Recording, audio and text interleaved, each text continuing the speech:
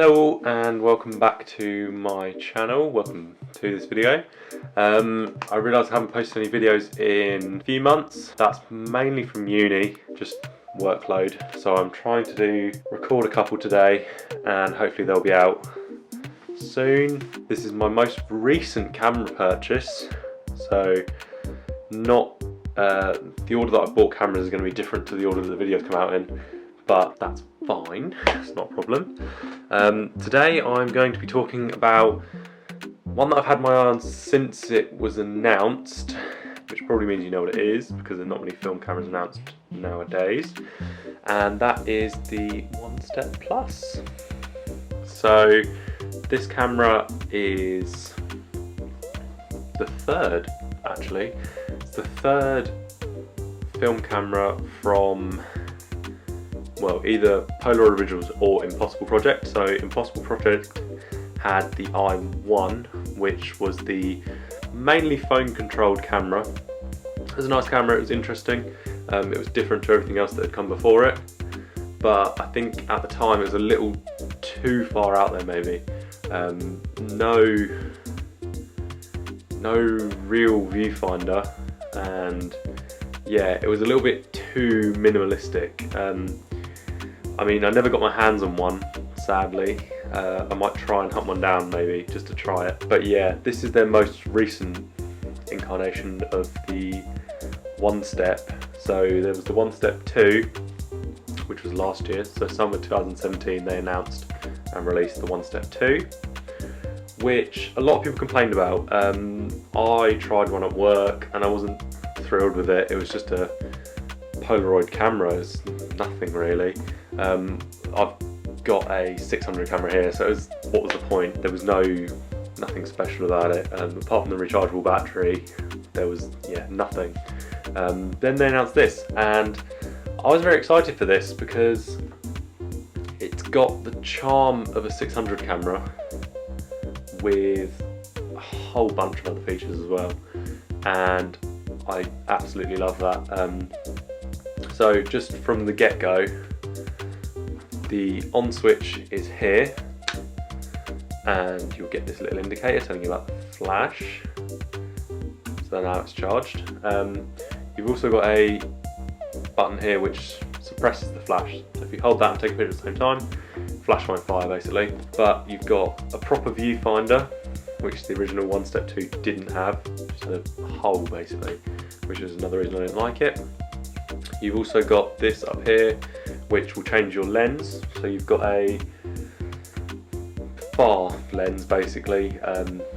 It's essentially an infinity focus lens, and then you've got a close-up lens, so it's good for portraits, things like that. I've only had this about a week as of filming this. So I've shot one pack of very expired black and white I-type film, which looks alright. You can tell it's expired, but that was production date 2014. And when I bought this with it's called the Everything box. So you get the camera, pack of film, and a little storage box of Polaroids, which at this point I have too many Polaroids to fit in there, so kind of pointless, but nice to have anyway. But yeah, from the get-go, this is just a 600 camera essentially. Let me grab a pack of film and I will pop it in there and basically try and show you what it does. I'll put an empty pack in there just so I don't take any pictures, but yeah, let me grab that quickly. This is my 600 and SX70 test film, nothing in it. The OneStep Plus will work with the 600 film, but you're going to be paying a little bit more because it's got the battery in it, and this doesn't need the battery. So they released the special edition packs in the 600 so that you can use it in either or camera. But I-type film on its own I think is about £15, £16, something like that for 8 shots, which is cheaper than the 600 or SX70. So the SX70 is 18 or 19. But yeah, let me pop this in. So to open it, little switch here, pull that, and bottom drops out. It will tell you in here, we'll take I-type film and 600 film, but we'll also take SX70. So pop that in. So the camera, when you put a film in, knows you put a film in, and essentially tries to spit out a dark slide. If there's nothing there, it will still try and spit it out, but you get this on top. So these LED indicators telling you how many pitches you've got. So there are 8 lights, which is nice because all the other cameras I have that are Polaroid go from 10 downwards. So I always have to kind of quickly work out in my head if I do actually have a shot left, and yeah, I kind of get a bit sick of that. But just from the get-go, normal 600 camera essentially. You've got your lens choice here. You can see it changing the lenses there. It actually is changing the lenses, which is nice. It's not just sliding a piece of plastic in front. They are plastic lenses, so it's not going to be quite as sharp as maybe an SX70, but it's, yeah, negligible. It's going to give you a 600 look, which is kind of what people want. You've got your plus and minus exposure compensation here, which will go one stop either way basically, well, one click either way. You've got your shutter button here, flash, and viewfinder. So the viewfinder is slightly offset, so looking straight at the camera's in the centre of viewfinder. I know that that would be off if I took a picture. I've taken enough pictures to know that you have to compensate a little bit. You have to go slightly further left than you think you need to, just a tiny bit, which is annoying, but it's what you get from not having an SLR, and that's okay. The other thing you may notice is that this little plus here is flashing, and it will continue flashing until you get your phone out. So let me have a look. So I'll record my screen to show you what this will do. But if you open up, download the Polaroid app, open it up. So if you'll get to this and you'll have the One Step Plus scanner. My phone has an Inspiration. The scanner actually works quite well. I've been pleasantly surprised. It's better if you do it in normal light rather than or daylight rather than doing it in tungsten light, because it does change the whites around the edges. But yeah, if you open up the One Step Plus section, you'll see that in the bottom right it will tell you which lens selection you're on. So if I change that, you can see it changes and it will tell you what's in focus. So change this and you can see it changes on the app. You also get how many shots you've got.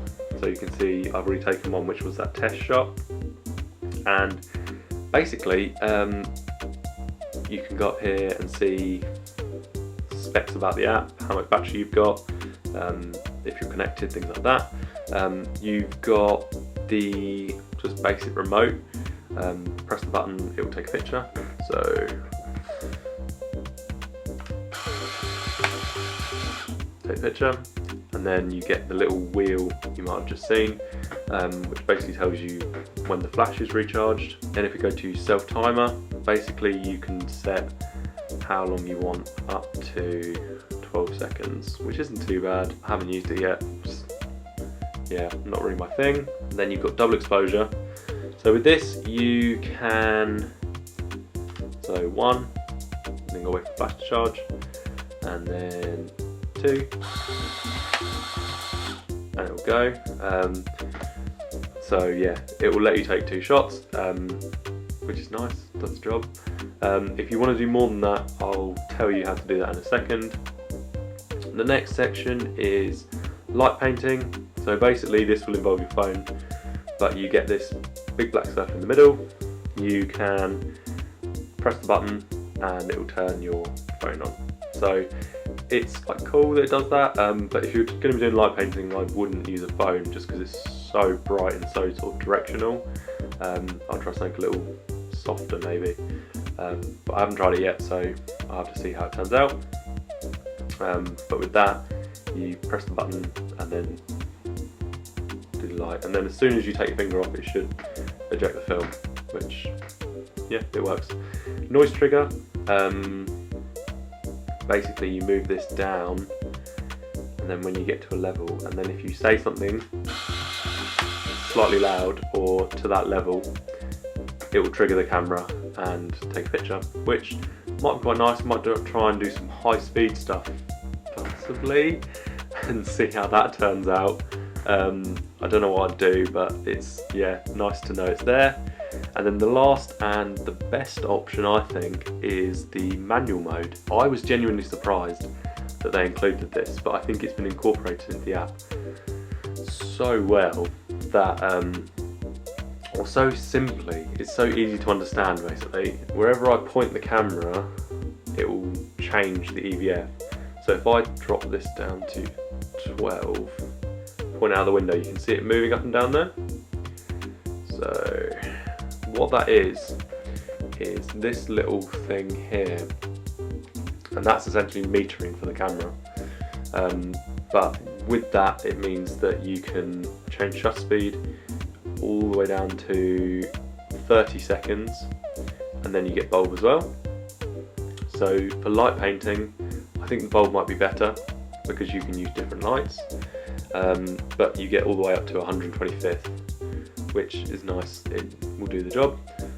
Not super fast, but it's not too bad. Nice to know that you actually can control shutter speed. Apertures, f12 is the widest, so shallow depth of field isn't quite as easy as you might want. SX70 is f8, and that gives really nice shallow depth of field, so yeah, f12 might be alright. But then f14, f16, f22, f32, f64, and f64 is your smallest aperture. You've also got flash on or off, and with that you can control the power. So 16th is the least amount of power, then 8th, 4th, half and full. A technique that I've seen and might actually try is setting off other flashes, other strobes, with this set to f1/16th, and basically using that to trigger multiple flashes in a studio situation, which might be quite nice. It's a leaf shutter lens, so it will sync up to 125th, and that's fine. But yeah, as you can see, you don't get the exposure indicator when you've got the flash on. But what I've been doing is, say you're let's get you to -1. You're a -1 EV, and so popping it up to 1/16th, that is essentially giving you one stop of exposure. So if you're on -2, pop it up to 1/8, 3 stops, a quarter, and then half and full. I mean, it's up to you really when you use it, but that's how I've been doing it. I don't use flash much, so I know I'm not great with it, but it's nice to have the control because you've never had that with any other Polaroid camera before. And then the other thing you've got is ejection, so you can turn it on or off. So for light painting, I think that's a better option. It's better to go into manual and do it rather than using the light painting tool. Personal preference really. You can use with the manual mode, you could do it with multiple colours, you could do it with different sized lights, different flashes, you could do so much more I think, rather than just using your phone. So yeah, that's kind of my thought on the app. But in terms of execution, I think it's been done flawlessly. But yeah, execution of the app has been so good. It works so well with this camera, and I didn't think I was going to like it, and then I tried it at work and it was really good. Just the manual mode kind of blew me away, how sort of intuitive it was and easy to understand. I hope that in the future they keep updating the app, maybe sort of fix things if things break, or have future cameras that have the same sort of technology in them, because I really like that. Just how simple it is basically. It's not ideal. I'd prefer it if you had buttons and dials on the camera, but I know you're going to be limited and then you're going to up production costs. So it's a nice way of keeping the camera affordable, I think. Yeah, I think they've done it very well. Again with this, I haven't finished. I finished one pack of film. Yeah, I finished a pack of black and white, and there'll be some of those in the pictures, but I've got a pack of colour and I'm going to be taking pictures with that soon. And yeah, so here I'm going to show you all the pictures I've got with the OneSet Plus. Hope you enjoy them, and tell me what you think in the comments if you want. But yeah, there you go.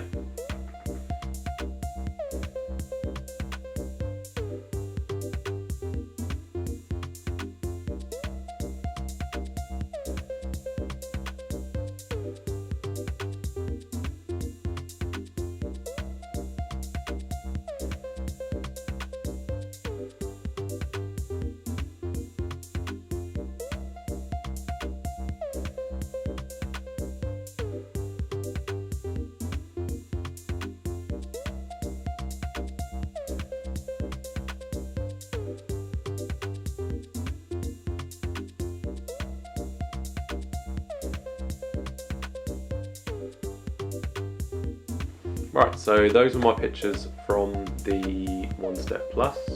Again, haven't taken them all yet, so don't know what they're of. Hopefully you like them. But yeah, that's where I'm going to leave it with the One Step Plus. For someone that's looking to get into Polaroid and looking to get into instant film, I think I'd rather recommend this than I would say an Instax. Although I would recommend it for most people getting into instant photography, I wouldn't recommend it to a professional photographer or someone who's used to using cameras. I got a lot of blurry images just because it's zone focused and you're guessing where things are, which is a little bit annoying. But for that I'd recommend an SX70 or something with a better lens, or at least manual focus. But for someone looking just to have fun with Polaroid, it's a great way to go.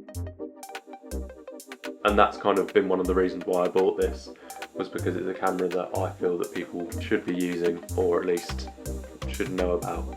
And yeah, I love the idea of it. I think they've executed it really, really well. They've done a very good job of it. And yeah, hopefully if it gets more people into instant film, that can't be a bad thing. That's where I'm going to leave it.